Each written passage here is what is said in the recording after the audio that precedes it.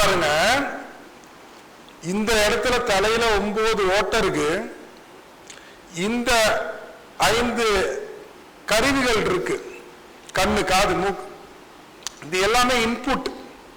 கண்ணால பாக்குறீங்க, கெட்டதை பாக்குறோம், அந்த சிந்தனை மனசுல போய் பதியுது. கெட்ட வார்த்தையை கேட்கிறோம், அந்த சிந்தனை போய் மனசுல பதியுது, காதால கேட்கிறோம். கெட்டதை நுகர்றோம், பொன நாத்தம் அடிக்குது, அது போய் மனசுல போய் நிக்குது, இதுதான் பொன நாத்தம். கெட்டதை சாப்பிடுறோம், டயேரியா போகுது. இப்ப உண்ணக்கூடிய 5 விதமான பொருளும் இங்க இருக்கு, சிரசிலேயே இருக்கு. ஆனா அந்த 5 இந்திரியத்துக்கும் 7 ஓட்டை இருக்கு. இதுக்குள்ளார 7 ஓட்டை மொத்தம். அதுல இருக்கக்கூடியதை பாருங்க, இதே பூதத்தை வச்சுதான் நீங்க மாறணும். எப்படி மாற முடியும் அப்படின்னா, கண்ணன் உங்களுக்கு என்று சாரதியாக வருகின்றாரோ, இறைவன் என்று உங்களுக்கு சாரதியாக வருவார். அப்போ அந்த கிருஷ்ணர் அர்ஜுனனுக்கு சாரதியாக வர்றதுக்கு முன்னாடி என்னென்னலாம் நடந்துச்சு அவங்க வாழ்க்கையில, அர்ஜுனன் என்னெல்லாம் முயற்சி பண்ணான். அவன் முதல்ல வில்வித்தை குருவிடம் கற்றுக்கொண்டான். அர்ஜுனன் நேரா போய் போர் புரியலங்க. அர்ஜுனன் நேரா போய் வில்ல வச்சுக்கிட்டு அடிக்கல. நீங்க என்ன பண்றீங்க, யூடியூப்பை பார்த்துட்டு நீங்க போய் அப்படின்னு இருக்கீங்க. யூடியூப்ல எவனாச்சும் சொன்னா அப்படின்ட்டு உட்காந்துருக்கீங்க, செத்து போயிடுவீங்க. மூச்சு அதிகமாக விரயம் பண்ணாலும் செத்து போயிடுவீங்க, மூச்சை போய் அடக்கினாலும் செத்து போயிடுவீங்க. மூச்சு அதுவாக அடங்க வேண்டும், நாம் அடக்க கூடாது. நாம் எதை அடக்க நினைக்கிறோமோ அது ஒரு நாள் 2 மடங்கு பவரோட உங்களை கொன்னுடும். ஆனால் உங்க அன்புக்கு கட்டுப்பட்டு அது அடங்கினால் அது என்றுமே உங்களுக்கு பிரச்சனை பண்ணாது. நான் சொன்னல, தெய்வத்தை மந்திரத்தால நீங்க கட்டுப்படுத்துனீங்க, இல்ல மைய மாயத்தால கட்டுப்படுத்துனீங்கன்னா அந்த மைய மந்திர பவர் இருக்கிற வரைக்கும் அது உங்களுக்கு வேலை செய்யும். அதை வச்சு நீங்க பண்ண பாவத்துக்கு இந்த பவர் முடிஞ்ச உங்களையே திருப்பி போட்டு அடிக்கும். பல மந்திரவாதிகள் கடைசி காலத்துல கைகால் இழுத்து நோய்வாய்ப்பட்டு பைத்தியம் முடிச்செல்லாம் செத்து போயிருக்காங்க. சத்தியமான உண்மை, சர்ச்சு பாருங்க. அதே ஒரு தெய்வம் அன்பனும் மலைக்குள் அகப்பட்ட மலையேன்னாரு. அன்புல அகப்படுறதுன்னு வள்ளலாரு. சிவமே எனக்கு அன்புல அகப்படுனாரு. நம்மளுடைய அன்புனால அது அடங்கி நின்னா அது நம்மளுக்கு ஆயுசுக்கு நிற்கும். இப்ப சுவாசத்தை நீங்க போய் கண்ணாபுண்ணு பயிற்சி எல்லாம் பண்ணீங்கன்னா நடக்காது. அஷ்டாங்க யோகம் பண்றீங்கன்னா பிராணாயாமம் 4வது சப்ஜெக்டா 5வது சப்ஜெக்டா தான் வரும். இயம நியம சுத்திலாம் அதுக்கு வேணும். அதெல்லாம் போய் கைய வைக்காதீங்க. அர்ஜுனர் என்னைக்கு போர் புரியன்னு தயாராகிறாரோ அதற்கு முன்பே அர்ஜுனர் ரொம்ப தெளிவா இருந்தாரு. அர்ஜுனர் முதல்ல போயிட்டு குரு கிட்ட போயிட்டு வில் வித்தையை பழகினார். குருச்சேத்திர இறங்குறதுக்கு முன்னாடி அவன் ஒரு வீரன், உலகத்திலேயே நம்பர் 1 வில்வித்தை வீரன். மரணத்தை வெல்லணும்னு நீங்களும் குருச்சேத்திரத்துல இறங்குனீங்கன்னா இறைவனே உங்களுக்கு வண்டியை பிடிச்சு உங்களுக்கு ஒரு சாரதியாக வரணும்னா அதற்கு முன்னாடி வில்வித்தை ஆகிய சுவாசகலை பழக்கம் உங்களுக்கு கைவல்யமாயிருக்கணும். அப்பத்தான் இறைவன் வருவார், அது வரைக்கும் வரமாட்டார். இந்த இடத்துல கவனிக்க வேண்டிய இன்னொரு விஷயம், அர்ஜுனரை பற்றி நாம் சொல்லும் போது ஏகலைவனையும் நாம் சொல்லியே ஆக வேண்டும். அர்ஜுனனுக்கு அவனுடைய குரு வில்வித்தை பயிற்சி கொடுத்து கொண்டிருக்கும் பொழுது மறைந்திருந்து ஒருவன் கற்றுக்கொண்டான் வில்வித்தையை. அவனுக்கு பேர் ஏகலைவன் பேரு.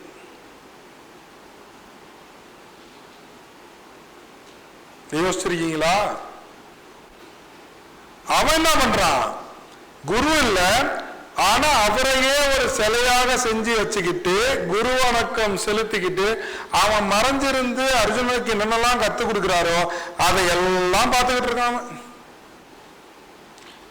அர்ஜுனன் தான் உலகத்திலே மிகப்பெரிய வில்வித்தைக்காரன்னு சொல்லும் போது இல்ல நான் ஒருத்தன் இருக்கன்னு வந்திருக்கிறான். அந்த நேரத்தில் போட்டி ஆயிடுது. யாருப்பா அவனுக்கு குருங்கிறாங்க, நீங்க தாங்கிறான். நான் உனக்கு சொல்லியே கொடுக்கலையே, நான் மறைஞ்சிருந்து பார்த்து உங்கள்கிட்ட கத்துக்கிட்டேன். உங்களோட சிலையை வச்சு நானே மானசீகமா பூஜை பண்ணி கத்துக்கிட்டேன். உண்மையை பார்த்தேன்னா நான் சத்சங்க ஆரம்பிச்சதுலயே சொன்னேன், ஒரிஜினலோட டூப்ளிகேட்டுக்கு பவர் கொஞ்சம் அதிகம். ஒரிஜினலா குரு கிட்ட உபதேசம் வாங்கினவன் அர்ஜுனன் கத்துக்கிட்டவன், இவன் டூப்ளிகேட். டூப்ளிகேட்டுக்கு அதே பவர் இருக்கு. சரியா? இந்த கதையை ரொம்ப தெளிவா புரிஞ்சுங்க. இங்கதான் நீங்க எங்கெல்லாம் நீங்க ஃபெயிலியர் ஆகுறீங்கிறது இதுல சொல்லியிருப்பாங்க. அப்ப அந்த குரு என்ன பண்றாரு, ஏன் உங்களுக்கு குரு வேணுங்கிறதுக்காக நான் அடுத்து சொல்றேன். அப்ப அந்த குரு என்ன பண்ணுவாரு, ஏகலைவனோட எனக்கு குரு தட்சணையை நீ கொடுக்கல, அர்ஜுனன் குரு தட்சணை கொடுத்தாரு, எனக்கு குரு தட்சணை வேணுங்கிறாரு. என்ன வேணுங்கிறான், வில்லு விடணும்னா அவனுக்கு இந்த கட்டவரல் வேணும், கட்டவரலை வெட்டி கொடுத்துரு. கட்டவரல் வெட்டினதுக்கு அப்புறம் அவன் அம்ப வில்லுல வச்சு ஃபோர்ஸ் பண்ணும்போது இந்த 2 விரலால் தான் ஃபோர்ஸ் பண்றான். அப்ப அர்ஜுனனோட அந்த பவரை வந்து அவனால கொடுக்க முடியல. அப்ப செகண்ட் ஆயிட்டான். அப்ப யார் உலகத்துல வச்சிருந்தவன்? அர்ஜுனன் ஆயிட்டான். ரைட். ஏகலைவன் யார் உடம்புல?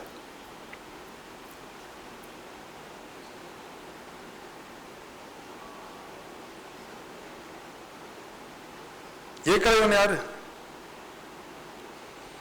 நீங்க போற கோயிலுக்கு உங்களுடைய வருமா, நீங்க கத்துக்கிற அதே வாசி யோகத்தை அவனும் கத்துப்பான், நீங்க சொல்ற மந்திரத்தை அவனும் கத்துப்பான். ஆனா உங்களோட ஒரு படி மேல போய் கத்துப்பான். ஆனா உங்களுடைய தான் இருக்கான். யார் அவன்?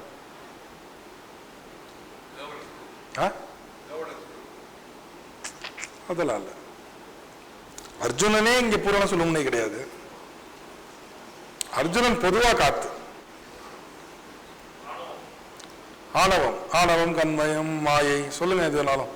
அடுத்து நம்ம இவ்வளவு தூரம் இவ்வளவு பெரிய சப்ஜெக்ட அப்படியே கையில வந்து கொண்டு வந்து கொடுக்குற, ஐயா நீ எங்கெல்லாம் தோக்குற, நீ ஏன் நீ எடுக்கிற எல்லாம் மந்திர முயற்சி, நீ எடுக்கிற போற கோயில் எல்லாம் ஏன் ஃபெயிலியர் ஆகுறீங்க, நான் இவ்வளவு தூரம் கொடுக்குறேன்.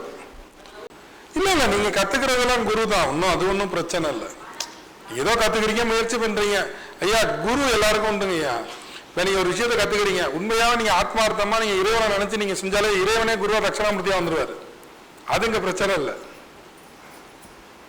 அந்த இடத்துல போய் மாட்டிக்காதீங்க. நான் கேட்கறது வந்து ஏகலைவன்னா யாருன்னு கேட்கிறேன். அப்ப அர்ஜுனன் யாரு?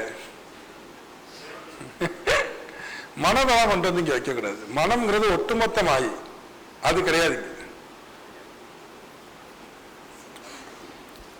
சிற்றின்பம் நீ சொல்லுவீங்கன்னு எதிர்பார்க்கிறேன். ஏன்னா இது தெரிஞ்சுக்கிட்டீங்கன்னா வாழ்க்கையில ஜெயிச்சிடுவீங்க. வாழ்க்கையில ஏன் ஆன்மீகத்தில் நம்மளுக்கு தெளிவு பிறக்கல தெரியுமா? இதெல்லாம் கதையா இருக்கு. கதையா கேட்கும் போது சூப்பரா இருக்கும். உட்காந்து பாகவதர்லாம் உட்காந்து பேசினாங்கன்னு வச்சுங்க, இது இன்ட்ரெஸ்டடான விஷயம் தான், சூப்பரா இருக்கும். பகவத்கீதை சூப்பரா இருக்கும், புராணங்கள் சூப்பரா இருக்கும். ஏகலைவனை பத்தி பேசும்போது அர்ஜுனனோட பெய்யால பாடுறா, அதை எப்படி தெரியுமா சொல்லி வச்சிருப்பாங்க. அர்ஜுனன் ஒரு குரு மூலமா நேரடியாக கத்துக்கிட்டான். ஆனா ஏகலைவன் குருவை மானசீகமாக ஏற்றுக்கொண்டு, ஏகலைவன் மிகப்பெரிய உயர்ந்தவனா காட்டுறவங்க எல்லாம் இருக்காங்க, சொற்பொழிவுல பார்த்துருப்பீங்க. எல்லாம் உடம்புல இருக்கு. உடம்புல தொட்டு காட்டுறவன் தான் குரு. பிலாசபி பேசுறவன் குரு கிடையாது. எல்லா வேத ஆகமங்களும் சத்தியமான உண்மையை உரைக்கின்றது, அனைத்தும் உங்க உடலை பற்றி உரைக்கின்றது. எவன் உடலறி ஞானத்தை கற்று தேர்ந்திருக்கின்றானோ அந்த குரு தான் இந்த உடலை பற்றியும் வேதாந்தத்தையும் சித்தாந்தத்தையும் உங்க உடம்புல காட்ட முடியும். உண்மையில் எவர் ஒருவர் உடம்பிலே உட்பொருளை காட்ட வல்லாரோ அவன் தான் குரு. உடம்புல உட்பொருளை காட்டணும்னா உடம்புல முதல்ல என்னென்ன பொருளா இருக்குன்னு சொல்லணும்ல. நான் சொல்றேன் உட்பொருள்னு உங்களுக்கு எல்லாம் சொல்றோம் ஒரே ஐயா உடம்புல உட்பொருள்ங்கிறது உயிர். யோ உயிர்னா என்ன? உட்பொருள் உயிர், ரைட்டு. எவனோ ஒருத்தன் சொல்லி வச்சிருக்கான், நான் இப்போ உயிரோட இருக்கேன், எங்களார உயிர் இருக்குன்னு எவனோ ஒருத்தன் சொல்லியிருக்கான், நான் நம்புறோம். அவ்வளவுதானே. உயிரை நீங்களும் பார்த்தது இல்லை, சொன்னவனும் பார்த்தது இல்லை, எவனோ சொல்லிட்டு போயிருக்கா, நம்ம படிச்சு வச்சிருக்கோம். நான் உயிருடன் நடந்து கொண்டிருக்கின்றேன், என் உடம்பில் இருந்து உயிர் என்னை இயக்கி. இது வந்து பிலாசபி. யாரும் உயிரை நீங்க பார்த்தது இல்லை. அப்ப உடம்பின் உள்ளே உருபொருளை கண்டேன் என்றால் உருபொருள்னா என்னது? அதுக்குதான் வேதத்தை உருவாக்குனாங்க. இப்படி சித்தர்கள் வந்து இப்படி அடிக்கிறாங்க, வேதத்துல இப்படி வந்தாங்க. சரி இதெல்லாமே கதையா வச்சு சொல்லிட்டு போவோம். இவன் அந்த கதையை சிந்திப்பானா அப்படின்னா இப்போ வரைக்கும் குரு பூர்ணிமா கொண்டாடுறோமே தவிர்த்து அவர் பாரத போரிலேயே அந்த குருமகான் என்னத்தை சொன்னார்? ஏன் கணபதிக்கு ஒரு வேலை வெட்டி இல்லாமல உட்காந்து எழுதியிருப்பாரு?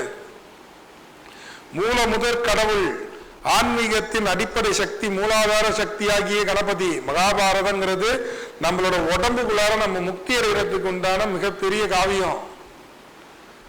அதுலதான் விஸ்வரூபத்தோட ரகசியம் நிக்குது. அந்த 11வது அத்தியாயத்தை பத்தி தான் நான் பேசிக்கிட்டு இருக்கேன். அந்த 11வது அத்தியாயத்தோட கிருஷ்ணர் இருக்காருல்ல, அந்த கிருஷ்ணர் அர்ஜுனருக்கு சொல்லி கொடுத்தாருல்ல, அந்த அர்ஜுனர் யார்? அந்த அர்ஜுனர் கிருஷ்ணரை சந்திக்கிறதுக்கு முன்னாடி, குருச்சேத்திரத்துக்கு முன்னாடி அர்ஜுனன் யார்? அவன் என்னென்னலாம் பண்ணிட்டு இருக்கான்னு நான் கேட்கிறேன். அர்ஜுனன் அந்த சோதனை என்ன? ஏன் பஞ்ச பாண்டவர்கள் 5 பேர்களிலே ஏன் இறைவன் மகாவிஷ்ணு ஏன் அர்ஜுனனை தேர்ந்தெடுத்தான்? மீதி இருக்கிற 4 பேரை ஏன் தேர்ந்தெடுக்கல? ஏன் மீதி இருக்கிற 4 பேருக்கு அவன் போய் வாங்கின ஓட்டல?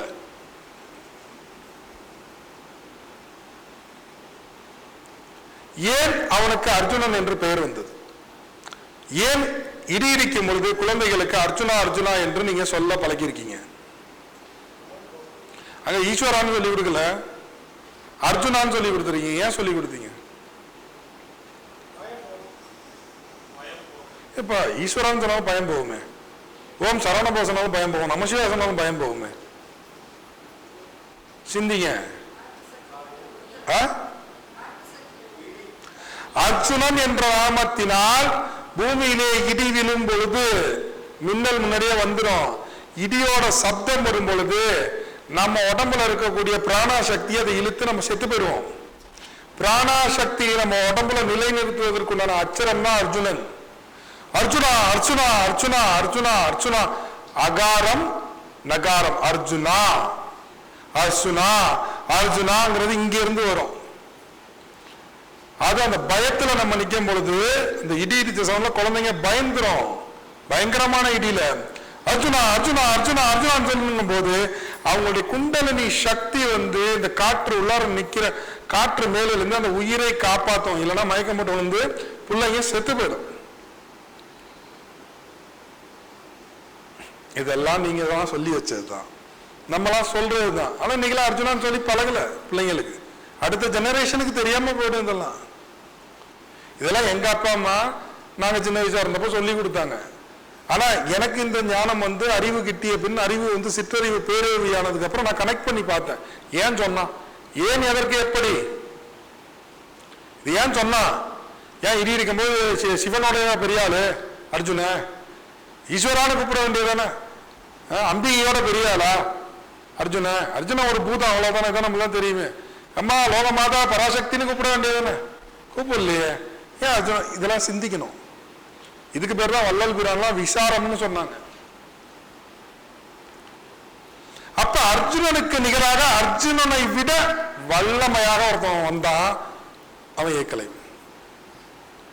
அர்ஜுனனோட ஒருபடி மேல போயிட்டான் வில்வித்தையில. நீங்க எந்த குருவிட்ட கத்துக்கிறீங்களோ அதே குருவை அவன் மானசீகமா இருந்து கத்துக்கிறான்.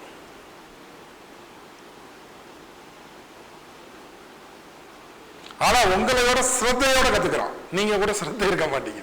அவன் உங்களோட சிரத்தையோட உங்க உடம்புக்குள்ளாரே இருந்து அவன் உங்களையோட சிரத்தையோட அவன் கத்துக்கிட்டு உங்களோட அவன் டாப் பண்ணி பேர் வாங்கிடுறான். இந்த இடத்துல என்ன பிரச்சனைனா, உங்களுக்கு உருப்படியா குரு இருந்தா அவரு அவனை கூப்பிட்டு கட்டவரில் வெட்டி வாங்கிடுவாரு. உங்கள்கிட்ட குரு உண்மையான குரு இல்லைன்னா நீங்க தோத்துருவீங்க, அவன் ஜெயிச்சிருவான், நீங்க செத்து போயிடுவீங்க. ஏகலைவன் ஜெயிச்சிருவான், அர்ஜுனன் தோத்துருவான். ஸோ ஆல்மோஸ்ட் இந்த பிறவி நம்மளுக்கு வேஸ்ட், நம்ம செத்து போயிடுவோம். அவ்வளவுதான். அவ்வளவுதான். ஏகலைவன் யாருன்னு கேட்கிறேன். கற்பனை, கேவல சுழுமுனை, ஊழ்வினை இல்லம்மா. உங்களுக்கு அதுவும் நான் கற்றுக் கொடுத்ததுதான். இந்த பூரண சுழுமுனை கேவல சுழுமுனைங்கிற வார்த்தை, அதை வச்சுக்கிட்டு நீங்க அதையும் சொல்லிக்கிட்டே நிற்கிறீங்க. கேவல சுழுமுனையில உங்களுக்கு மரணம் வரும்னா நீங்க சிவன் கோயிலுக்கு போன அன்னைக்கே செத்துடணும். சிவன் கோயிலில் போய் நிற்கும் போதும் இல்லை காலையில பிரம்ம முகூர்த்தத்திலையும் மாலை பிரம்ம முகூர்த்தத்திலையும் அந்த சூரிய அஸ்தமன உதய காலத்தில் அந்தி சந்தியில ஆட்டோமேட்டிக்கா கேவல சுழுமுனை கொஞ்சம் நேரம் ஓடும். அப்ப நீங்க செத்துல போயிருக்கணும். நான் அப்படி சொல்லலையே. ஏகலைவன் அர்ஜுனனை கொண்டுடுவான். ஏகலைவன் தான் பெரிய ஆளுன்னு இந்த கதை சொல்லப்பட்டிருக்கு. அப்ப ஏகலைவனோட கட்ட விரல குருவானவரை வெட்டி வாங்கலன்னா அர்ஜுனனை ஏகலைவன் ஜெயிச்சிடுவான். அர்ஜுனன் தோத்துட்டான்னா முடிஞ்சிருச்சு. பாரத கண்டத்துல அர்ஜுனன் செத்துருவார்.